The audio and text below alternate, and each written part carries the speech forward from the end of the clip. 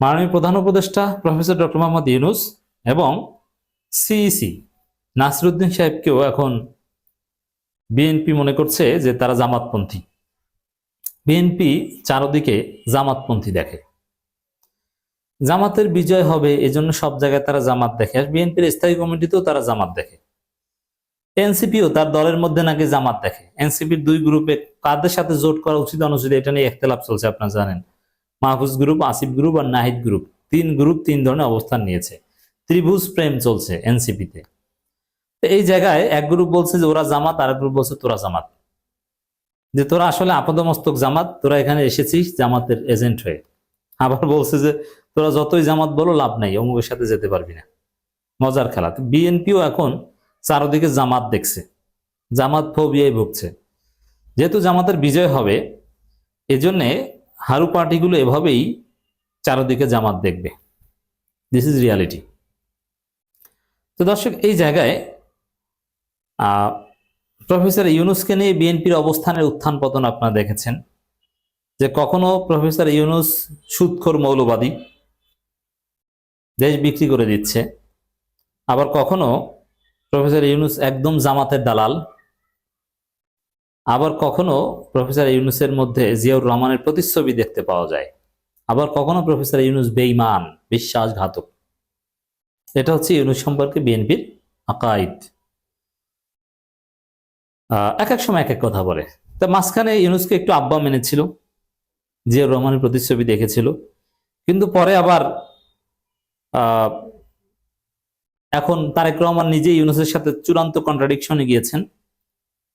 স্পষ্ট করে তারেক রহমান ঘোষণা দিয়েছেন ইউনূসের এইটা করার ম্যান্ডেট নাই, এখতিয়ার নাই, অমুক তমুক হাবি জাবি নানান কিছু, কিন্তু নির্বাচন চাইতে পারে, নির্বাচন দেওয়ার ম্যান্ডেট আছে, অন্য কিছুর ম্যান্ডেট নাই। মানে ফাজলামি একটা লিমিট আছে। তো দর্শক, এই জায়গায়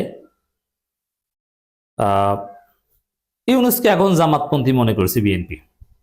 আর তার ইউনূসকে গালিটা হচ্ছে সুদখোর মৌলবাদী, যেটা একসাথে যায় না। সমস্ত যেমন এই গয়েশ্বরচন্দ্র রায়ও কিন্তু এই সেম কথা বলেছেন, 24 ঘন্টায় আমরা ইউনূসের পতন ঘটাতে পারি। ইউনূস সব মৌলবাদীদের একত্র করে তাদের নেতা হচ্ছেন। মানে এই মৌলবাদী কাদেরকে বলে? ভারতের দালালেরা। ভারতের দালালদের কাছে মৌলবাদী হচ্ছে ইসলামপন্থীরা, মানে জামাত। ইসলামপন্থী মানে বেসিক্যালি জামাত।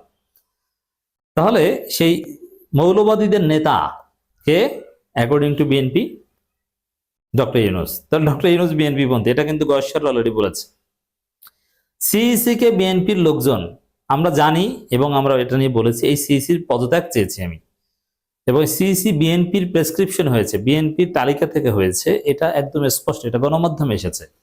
যদিও জামাত এই সিইসি সহ এই সিইসি নিয়ে তেমন কোনো আপত্তি কখনো করেনি।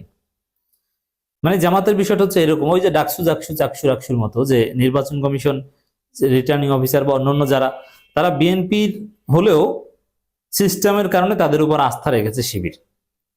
তো জামাত মনে করছে যে নির্বাচন কমিশনার যারা হয়েছে সিইসি সহ, এরা বিএনপি পন্থী বা বিএনপির প্রেসক্রিপশনে হলেও একটা সিস্টেম ডেভেলপ করতে পারলে তারা সততার সাথে দায়িত্ব পালন করতে, নিরপেক্ষতার সাথে দায়িত্ব পালন করতে বাধ্য হবেন।